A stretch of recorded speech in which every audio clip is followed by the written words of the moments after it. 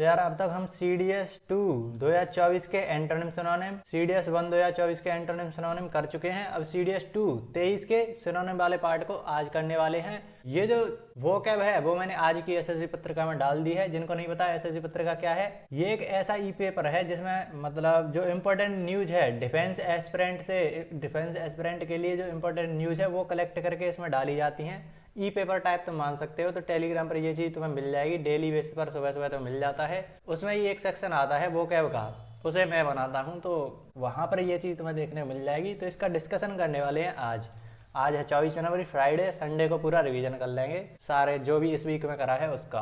तो पहला आ रहा है तुम्हारा, his views on the matter are utopian. Utopian का मतलब होता है बहुत ही आदर्शवादी या थोड़ा सा इम्प्रैक्टिकल भी तुम बोल सकते हो। नॉन मटेरियलिस्टिक इस दुनिया के बाहर की चीज़ें जो है ना उनको, जैसे अनवर्ल्डली जिन्हें तुम बोल सकते हो, ये जो है यूटोपियन, या जैसे काल्पनिक भी बोल सकते हो कि रियलिटी में नहीं है, ये काल्पनिक हैं। तो रियलिस्टिक, प्रैक्टिकेबल, मटेरियलिस्टिक, ये तो सेम साउंड कर रहे हैं ना, सेम मीनिंग दे रहे हैं। रियलिस्टिक है, प्रैक्टिकल है, मटेरियलिस्टिक है, ये तो इसी भौतिक दुनिया की बात हो रही है। आइडियल ये हो जाएगा कि बहुत ही आइडियल, परफेक्शनिज्म, वो सारी चीज़ें हैं ना, उनके लिए आता है यूटोपियन। तो सिंपल तुम्हारा सिनोनिम तो यही होने वाला है। तुम ऑप्शन एलिमिनेट करके भी तुम कर सकते थे कि ये तीनों की तीनों सेम मीनिंग है, तो तीनों थोड़ी ना हो सकते हैं, तो बचा हुआ ही तो होगा। सिंपल सा था। ऐसे तुम ऐसा मत सोचा करो कि ये जो वर्ड है अगर वो तुमसे नहीं आया, इसके बारे में तुम्हें नहीं पता है, तो तुम क्वेश्चन कर ही नहीं पाओगे। तुम क्वेश्चन कर सकते हो, सेंस समझ कर सकते हो, एलिमिनेट करके कर सकते हो, बहुत सारी चीज़ें होती हैं। तो वो सारे मेथड जो है ना वही मैं ट्राई करता हूँ कि तुम्हें सारे मेथड बता दूँ। अब नेक्स्ट देखो, they successfully diffused the situation. Diffused, अब ये तुमने वर्ड सुन रखा होगा जैसे बॉम्ब डिफ्यूज कर दी, बहुत ही कॉमनली यूज करा जाता है डिफ्यूज करना। बॉम्ब डिफ्यूज कर दी मतलब जो बॉम्ब है उसको डीएक्टिव कर दिया, या कुछ भी बोल लो, उसका जो सिचुएशन है उसको उसने संभाल लिया, मैनेज कर लिया, काम डाउन कर दिया, ऐसे भी तुम कर सकते हो, डिफ्यूज्ड कर दिया।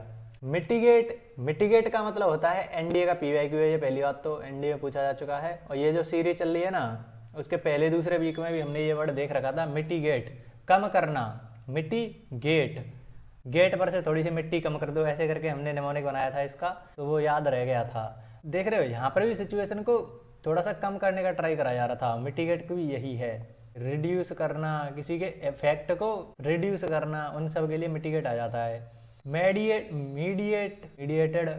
मीडिएशन तुमने सुना होगा, मध्यस्थता, दो पक्ष हैं कोई, उनके बीच में तो मध्यस्थता कर रहे हो, तो वो मीडिएशन हो गया। तो वहां पर इसमें तो कोई ऐसा मतलब बैठ नहीं रहा है सेंटेंस के हिसाब से।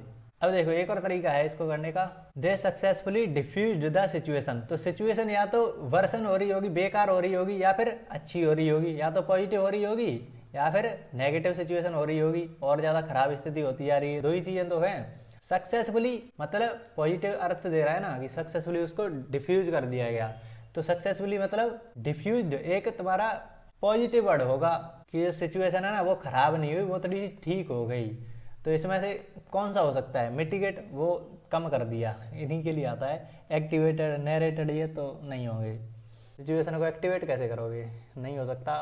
नेक्स्ट देखो, the shortage of funds will render negatory the implementation of reform policy. जो रिफॉर्म पॉलिसीज हैं उनका जो इम्प्लीमेंटेशन है वो शॉर्टेज ऑफ फंड की शॉर्टेज की वजह से नेगेटरी हो जाएगा, निष्काम हो जाएगा, नाकाम हो जाएगा, निष्काम नहीं, नाकाम हो जाएगा, फेल कर जाएगा, असफल हो जाएगा, फेल कर गया, असफल हो गया, इन सब के लिए आ रहा है नेगेटरी। नेगेटिव थोड़ा सा तुम्हें सुनने में भी वैसा ही लग रहा होगा कि नेगेटिव, थोड़ा सा नाकाम, नेगेटरी, नाकाम हो गए तुम, फेल कर गए। तो सिनोनिम बताना है हमें। तो अब देखो, इम्प्लिसिट, एक्सप्लिसिट, ये दो वर्ड हैं। इम्प्लिसिट का मतलब होता है इनडायरेक्ट, इम्प्लिसिट, इनडायरेक्ट, या फिर जो चीज पूरी क्लियर नहीं हो, अनक्लियर जिसे बोलेंगे, उनके लिए आता है इम्प्लिसिट। और ये क्या हो जाएगा? इसका जस्ट उल्टा हो जाएगा, डायरेक्ट और क्लियर हो वो एक्सप्लिसिट हो गया। तो इस तरीके से ये दोनों वर्ड तुम्हें याद रह जाएंगे एंटोनिम सिनोनिम की तरह, इम्प्लिसिट, इनडायरेक्ट, ऐसे कर लिया करो ये दोनों को। तो ये वर्ड याद हो गया, और फिर एक्सप्लिसिट को तुम उल्टा कर ही दोगे। इनइफेक्चुअल, देख रहे हो यहाँ पर भी ये फेल कर गया था, नाकाम हो गया था, यहाँ पर भी इनइफेक्चुअल रहा, उसका कोई इफेक्ट नहीं पड़ पाया।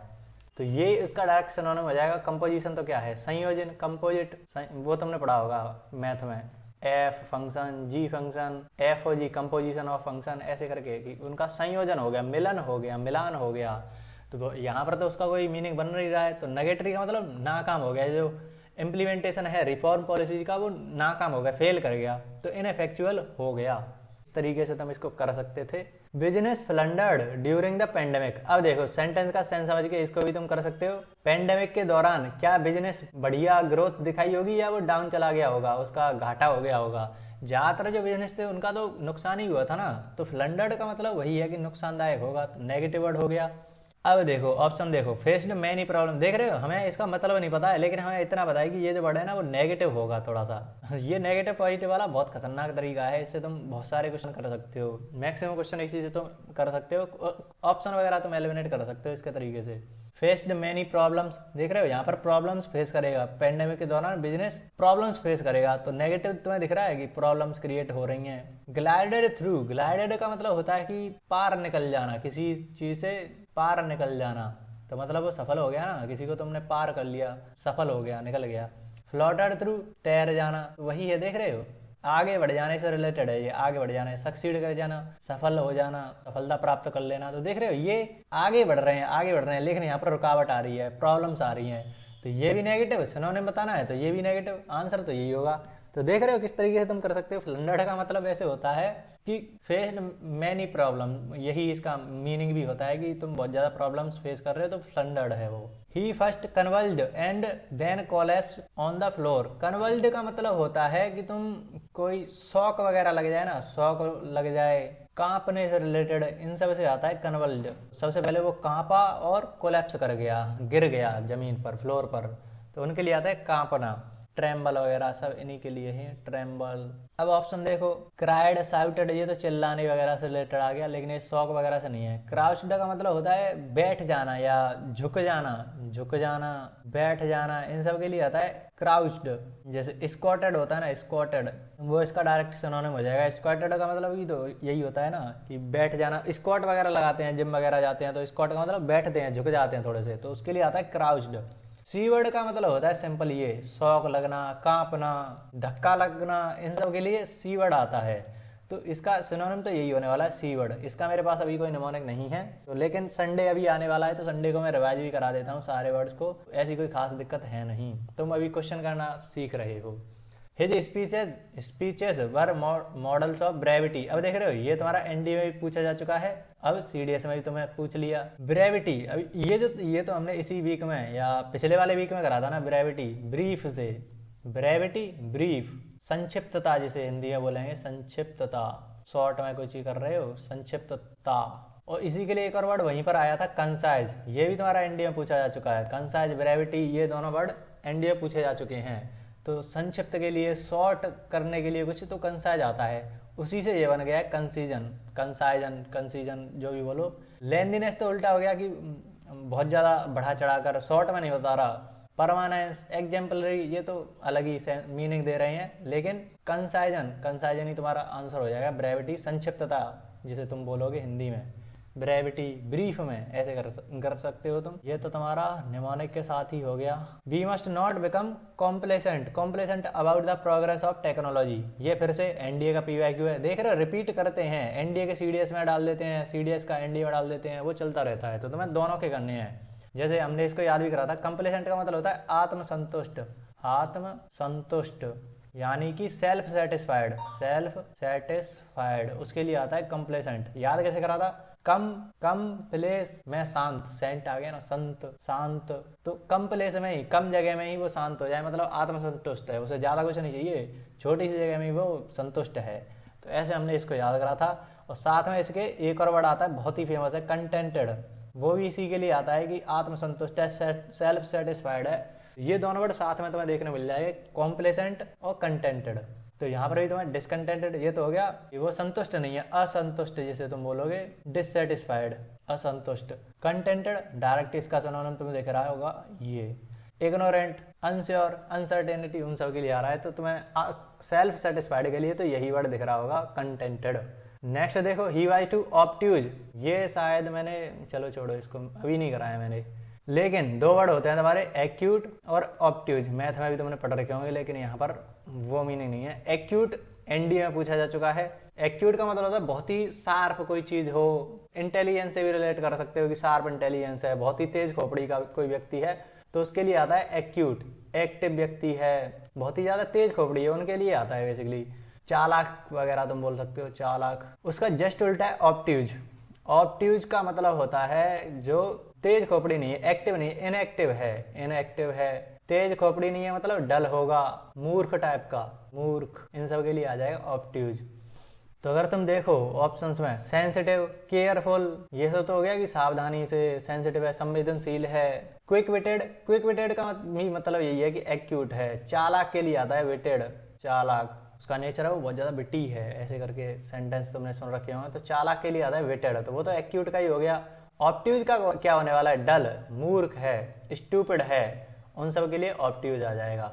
तो ये दो वर्ड तुम्हें यहाँ से हो गए, एक्यूट, ऑब्ट्यूज। ऐसे भी तुम कर सकते हो जैसे यहाँ पर करे था ना, कहाँ गया ये, एक्सप्लिसिट, इम्प्लिसिट, दोनों साथ में याद हो गए तो ये ऐसे हो जाते हैं। ये भी एक टाइप का निमोनिक ही है। द एम्प्लॉयज रिजेक्टेड द डेरिसरी पे ऑफर। डेरिसरी का मतलब होता है इंसल्टिंग, इंसल्टिंग। और एक वर्ड जो तुम्हारा एनडीए में पूछा गया था वो था डेरोगेटरी। डेरोगेटरी का ही मतलब होता है इंसल्टिंग, कोई अपमानजनक, जैसे हिंदी में बोलोगे अपमान। तो जो एम्प्लॉय थे उन्होंने इंसल्टिंग पे ऑफर को ठुकरा दिया, रिजेक्ट कर दिया। बहुत ही कम अगर तुम्हें पे कर रहा हो तुम्हारी क्षमता के अकॉर्डिंग तो तुम बहुत ही इंसल्टिंग फील करोगी, इतना ही बस। तो उसके लिए आता है डेरोगेटरी या डेरिसरी, दोनों सेम है। डेर याद कैसे करा था इसको, ये भी देख लो, शायद तुम्हें याद आ जाए। देर तक गेट पे अगर कोई तुम्हें खड़ा रख रहा है, कोई मेहमान वगैरह आया तुम्हारे घर पे और तुम उसको गेट पे ही खड़े रख रहे हो, अंदर बुला ही नहीं रहे हो, तो वो थोड़ा सा इंसल्टिंग हो जाएगा।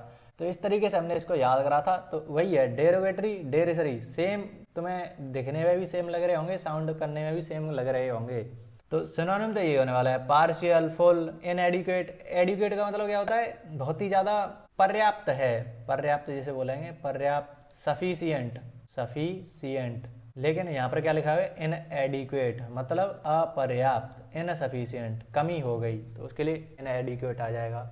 तो इसका सिनोनिम तो डेरोगेटरी ही हो गया। नेक्स्ट देखो, लास्ट है, no one knew what transpired during the meeting. Transpired देख रहे हो, ट्रांसपायर्ड का मतलब होता है कोई नहीं जानता कि what transpired during the meeting, meeting के टाइम पर क्या हुआ, ऐसे भी तो तुम बोल सकते हो। ट्रांसपायर्ड का बेसिकली मतलब होता है हैपेंड, क्या हुआ, अकर्ड, होना, उनके लिए आता है ये ट्रांसपायर्ड। अगर तुम ट्रांसपायर्ड की जगह पर सिंपल हैपेंड लिख दोगे तो no one knew what happened during the meeting, तो वो भी तुम्हें सही ही लगेगा।